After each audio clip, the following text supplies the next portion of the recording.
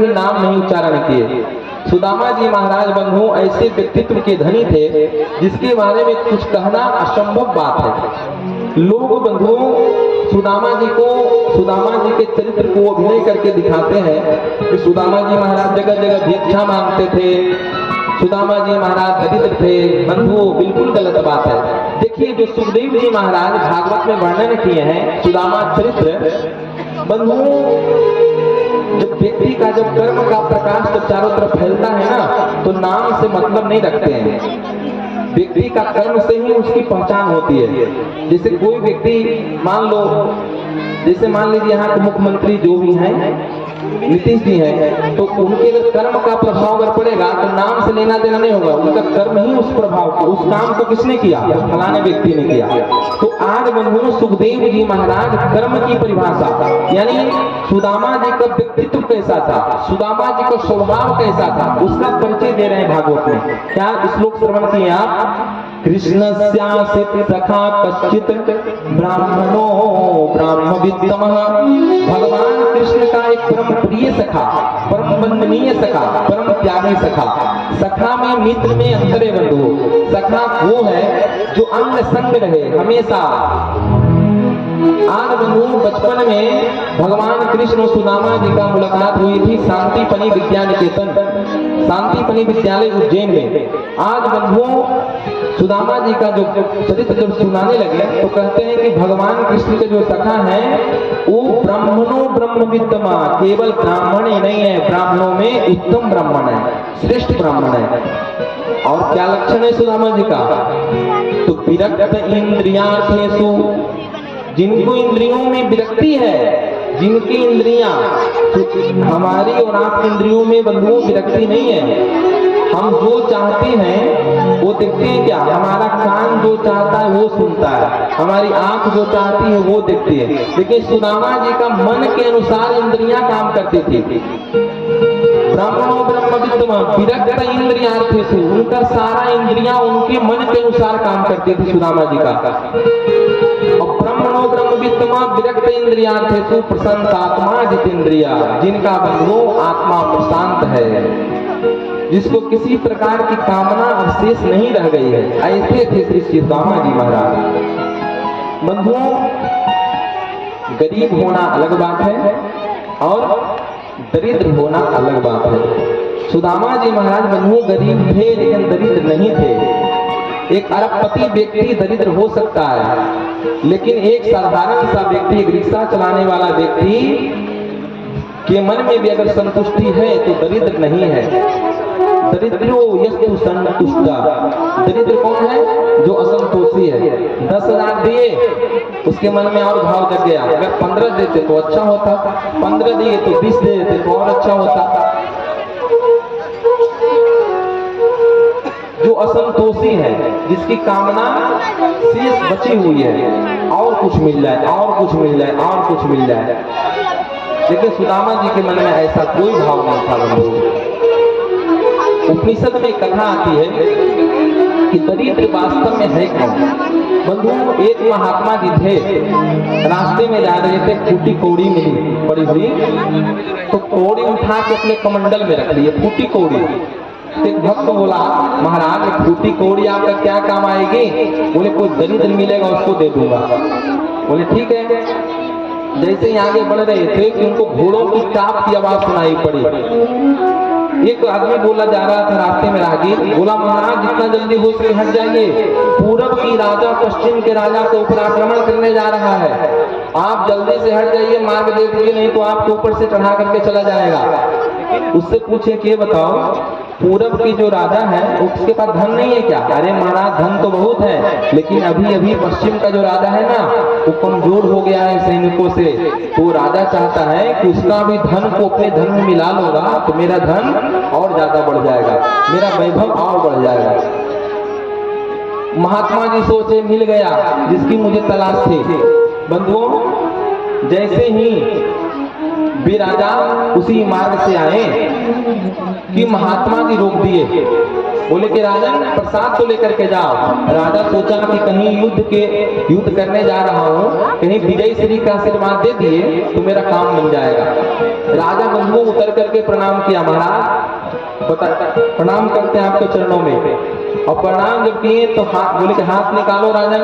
हाथ जब आगे बढ़ाया तो फूटी कौड़ी कमंडल से निकाले और उसके हाथ में रख दिए। बोले दुनिया में मैं दरिद्र तो देखा, लेकिन तुम्हारे जैसा दरिद्र मैं आज तक नहीं देखा। क्यों? तुम्हारे पास में इतना वैभव है, इतनी संपत्ति है। अरे वे राजा कमजोर हो गया है, इसके कारण क्या उसके संपत्ति को तुम अपने में मिला लोगे? राजन, तुम वास्तव में दरिद्र तुम हो। बंधुओं, दरिद्र वही है जो असंतुष्ट है, जिसकी कामना पूर्ण नहीं हुई है। सुदामा जी गरीब थे लेकिन दरिद्र नहीं थे। सुदामा जी के घर में एक भी बर्तन साबुत नहीं था, बिल्कुल सही बात है। सुदामा जी के घर में एक दाना भी खाने के लिए नहीं था, बिल्कुल सही बात है। सुदामा जी के घर में छत नहीं था, बिल्कुल सही बात है। सुदामा जी जो वस्त्र पहनते थे वो 20 जगह से फटी हुई रहती थी, बिल्कुल सत्य बात है। सुदामा जी महाराज 1.5 हड्डी के थे कि कोई भी बच्चा उनके शरीर के हड्डियों को गिन देता, बिल्कुल सत्य बात है। लेकिन सुदामा जी महाराज दरिद्र थे, बिल्कुल सत्य बात है। वित्तमा, जिसकी सारी इंद्रियां बंधुओं पूर्ण हो चुकी है। चाह गई चिंता नसी मनवा भी परवाह, जिसको कछु न चाहिए सो ही साहन सा। एक भक्त था राम जी का। राम जी से क्या कहता था कि प्रभु, कभी अगर हमारे मन में कुछ कामना अगर जग जाए ना तो हमें मत देना। प्रभु अगर दे दोगे ना तो मैं आपका प्रेमी भक्त भी नहीं रह जाऊंगा, मैं तो आपका मजदूर हो जाऊंगा। क्या कहता था राम जी से? राम जी से कहता था, हे भगवान, कभी भी अगर मैं आपके चरणों में जाकर के प्रणाम करूं, पूजन करूं, तो आप हमें कुछ देना मत उस भक्ति के बदले। अगर दे दिए ना तो मैं आपका प्रेमी भक्त नहीं, मैं आपका तो मजदूर हो जाऊंगा। ऐसे ऐसे बंधुओं भक्त थे। लेकिन जब पत्नी का परिचय सुदामा जी की पत्नी का जब परिचय कराने लगे सुखदेव जी महाराज, तो क्या लिखे थे? सुदामा जी की पत्नी बंधुओं, पतिव्रता पतिव्राता, जो सुदामा जी की पत्नी थी उनके मन में धन की कामना थी। इसलिए लिखते हैं दरिद्रा सीध मानासा, यानी सुखदेव जी जो थे बंधुओं स्पष्टवादी थे, जो कुछ जैसा दिखता था वैसा बोल देते थे। तो पत्नी के मन में तो बंधुओं कामना रहती है कि क्योंकि घर परिवार उनको चलाना होता है। तो सुदामा जी की पत्नी के बारे में दरिद्रा सीध मानस, यानी कि उनके मन में भाव रहती थी कि हमारे घर में भी धन होता तो हम लोग खुशी से रहते, प्रसन्नता से रहते। आज बंधुओं कई दिन हो गई लेकिन सुदामा जी के घर में चूल्हा तक नहीं जला। आज एक 2-4 संतों की मंडली आई सुदामा जी के घर पर। सुदामा जी महाराज के घर पर जब आई मंडली, तो उस समय सुदामा जी महाराज कहीं एक अनुष्ठान कराने के लिए गए हुए थे। घर से सुशीला बाहर निकली, बाहर निकलकर सभी संतों को प्रणाम की। संत बोले, बेटी कुछ तुम्हारे घर में सोलपहार की व्यवस्था हो तो कराओ। हाथ जोड़ ली, महाराज क्षमा करना, आज 3 दिनों से हमारे घर में कुछ नहीं बना है। बोले कि आप सुदामा जी की पत्नी हो, आपको पता नहीं है कि आपके जो स्वामी है किनके मित्र हैं? आज तक बंधुओं अपनी पत्नी से भी सुदामा जी नहीं बताया कि मैं भगवान द्वारकाधीश का मैं मित्र हूँ। इतने संकोचित थे सुदामा जी महाराज। बोले कि हे देवी, एक बार बस एक बार तुम अपने स्वामी को, अपने पतिदेव को भेज दो द्वारका, जीवन की दरिद्रता मिट जाएगी, जीवन की दरिद्रता मिट जाएगी। आजकल उनका वास द्वारिका में है। अब नो परिचय देकर के सारे संत गण वहां से चले गए। जब सुदामा जी महाराज घर आए, आकर के बंधु जैसे ही बैठे थे कि सुशीला कहती है कि स्वामी, आज तक आप हमें नहीं बताए कि आपके बचपन के मित्र हैं द्वारकाधीश महाराज। बोले, अरे देवी ये तुम क्या याद दिला दी देवी? अरे मित्र ही नहीं देवी, द्वारकाधीश तो अब बन गया है, मैं भी उसका खूब प्रशंसा सुन रहा हूँ आजकल। देवी वो मेरा लंगोटिया यार है देवी, बचपन में हम लोग एक साथ खेलते थे, एक साथ सारे कामों को करते थे। देवी मेरा बचपन का लंगोटिया यार है वो। सुशीला कहती, कभी उनसे मिलने की इच्छा नहीं होती है क्या? बोले, देवी क्या मिलना, मिलना होता है आंख बंद करके दर्शन कर लेता हूँ। सुशीला कहती है प्रभु अब आंख बंद करके दर्शन करेंगे तो आपको लाभ मिलेगा, हमें क्या मिलेगा? बोले देवी शास्त्र कहता है मित्र के घर, गुरु के घर और भगवान के घर कभी खाली हाथ नहीं जाना चाहिए। हमारे घर में कुछ है नहीं और परसों के बाद अपने मित्र के पास जाऊं और खाली हाथ जाऊं तो अच्छा लगता नहीं। और आजकल द्वारका के बहुत बड़ा राजा बन गया है तो जाने का मन नहीं करता। बोले स्वामी एक बार आप जाइए। मना किए सुदामा जी महाराज, नहीं देवी हम नहीं जा सकते। बोले सुशीला कहती है कि प्रभु एक बार अगर आप चल जाओगे ना तो जन्म जन्मांतर का हम लोग को दरिद्रता समाप्त हो जाएगी। बंधुओं सुदामा जी महाराज क्रोधित हो गए, देवी ये तुम क्या कहती हो? यानी तुम मुझे अब मैं समझा कि तुम जिद क्यों कर रही थी, इसीलिए कि द्वारका में जाऊं कृष्ण के पास में भिक्षा लेने के लिए, कुछ मांगने के लिए जाऊं अपने मित्र के पास। देवी तुम लाख कोशिश कर लो मैं जाने वाला नहीं हूं। बंधु साफ साफ मना कर दिए। सुशीला बात को पलट दी कि इनसे बहुत स्पष्टवादी है, इनसे अगर ज्यादा मैं इधर उधर करूंगी तो साफ मना कर देंगे। बात को घुमा दी। कहती हैं कि भगवान हे स्वामी मैं इसलिए कह रही हूँ कि कभी आपको दर्शन करने की इच्छा नहीं होती है क्या? अरे आप भले मन से दर्शन करते हैं लेकिन पत्नी के लिए जब तक शरीर से कुछ कर्म नहीं करेंगे तब तक हमें लाभ कैसे मिलेगा? स्वामी मैं तो बस यही चाहती हूँ कि एक बार खाली दर्शन के बहाने, दर्शन के उद्देश्य से एक बार द्वारकाधीश के पास आप जाइए। सुशीला कहती है कि स्वामी हम अभी कुछ आपको ले जाने के लिए कुछ व्यवस्था मैं करती हूँ, आप जाइए। सुदामा जी महाराज बंधुओं मन में सोचे कि देखो तो सही, आज बरसों के बाद याद भी दिलाई है और कितना जिद कर रही है। मेरा भी मन आज कृष्ण से मिलने के लिए उतावलापन मचा रहा है। बंधुओं अयम ही परमो लाभा उत्तम श्लोक दर्शयत्। कम से कम अगर चला जाऊंगा तो भगवान का दर्शन तो होगा। सुदामा जी महाराज मन बना लिए, स्नान ध्यान करने के लिए। ठीक है देवी मैं द्वारका जाऊंगा। बंधु सुदामा जी महाराज स्नान ध्यान करने के लिए गए। सुशीला गई, 4 घर गई, 4 घरों में और 4 मुट्ठी तंडुल, 4 मुट्ठी चावल बंधुओं मांग करके लाई। ब्राह्मणियों के घर में जहाँ रहती थी 4 मुट्ठी चावल जाकर के मांगी।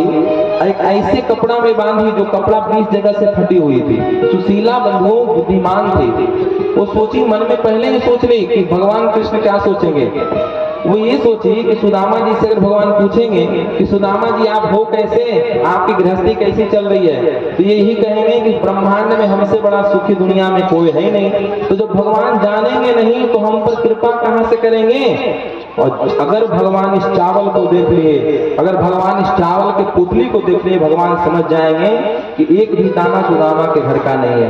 बंधुओं और 4 मुट्ठी चावल 4 घरों से क्यों मांगे? इसका मतलब ये भी मत समझना कि जाकर के भिक्षा मांगी, नहीं नहीं, उधार। जैसे कभी कभी हमारे आवश्यकता पड़ता है ना, जैसे हमारे घर में नमक कम गया तो हम पड़ोसी से नमक ले लिए, कभी कुछ ले लिए, तो बंधुओं उसको भिक्षा नहीं कहते, उधार मांग के लाए कि हम आपको पुनः वापस कर देंगे। और चाहते थे एक घर से भी मांग लेते।